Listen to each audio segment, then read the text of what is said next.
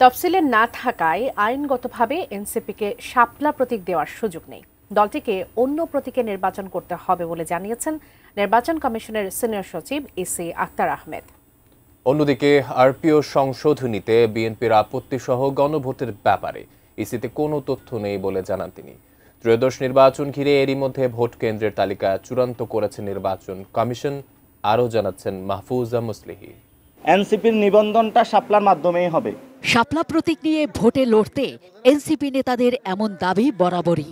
নির্বাচন কমিশনেও দফায় দফায় আলোচনা করেছেন তারা। সোমবার আগারগাঁওয়ের নির্বাচন ভবনে এনসিপি আদৌ শাপলা পাচ্ছে কি পাচ্ছে না সে বিষয়টি আবারও স্পষ্ট করেন নির্বাচন কমিশন সচিব। তফসিলে না থাকায় গণবিজ্ঞপ্তি জারি করে ইসি তাদের নিজস্ব বিবেচনায় শাপলার পরিবর্তে এনসিপিকে অন্য প্রতীক দেবে বলেও জানান তিনি। আইনি ব্যাখ্যাটা যেটা হচ্ছে সেটা হচ্ছে যে আমাদের তফসিলে নাই, অর্থাৎ আইনগতভাবে তফসিলে না থাকার কারণে দেওয়া হয়নি। তফসিলে না থাকলে দেওয়ার কোনো সুযোগ নেই। এখন তফসিলে কেন অন্তর্ভুক্ত করা হয়নি, কমিশন যখন আপনাদের সামনে আসবে তখন আপনারা তখন মাননীয় কমিশনকে এটা জিজ্ঞাসা করেন।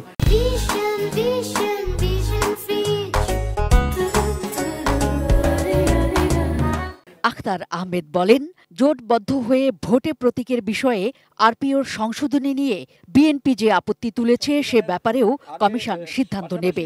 রাজনৈতিক দলগুলোর সাথে ঐক্যমত্য কমিশনের দীর্ঘমেয়াদী আলোচনা হয়েছে, কাজেই কোনো জায়গায় সাংঘর্ষিক থাকলে সেটা নিশ্চয়ই সেভাবেই আলোচনাটায় আসতো। প্রাথমিকভাবে বলা যেতে পারে যে এটা উপদেষ্টা পরিষদের থেকে যেটা অনুমোদিত হয়ে গেছে, এটা আইন মন্ত্রণালয়ের কাছে প্রাথমিকভাবে আছে। এখন বাকিটা কমিশন চিন্তা করবেন যে এটা কি করা যেতে পারে। তবে গণভোটের ব্যাপারে কোনো ব্যাখ্যা দিতে রাজি হননি তিনি।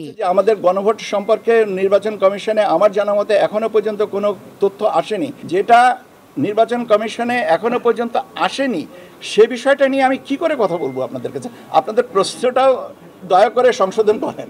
ভোট কেন্দ্রের চূড়ান্ত তালিকা সহ ফেব্রুয়ারিতে জাতীয় নির্বাচনের সার্বিক প্রস্তুতি সম্পর্কে জানাতে গিয়ে বলেন, ৬৪টি জেলার ৩০০ আসনে এবার মোট ভোট কেন্দ্র থাকবে ৪২,৭৬১টি।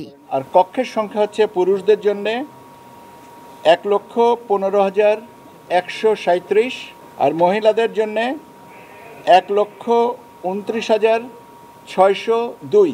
এই হচ্ছে আমাদের চূড়ান্ত ভোট কেন্দ্রের সংখ্যা। নিবন্ধনের জন্য তদন্তের আওতায় থাকা ২২টি রাজনৈতিক দলের চূড়ান্ত কার্যক্রম শেষ হবে চলতি সপ্তাহের মধ্যেই। আর একটা হচ্ছে পর্যবেক্ষক সংস্থার নিবন্ধন। Mahfuza Muslihi, ATN News, Dhaka.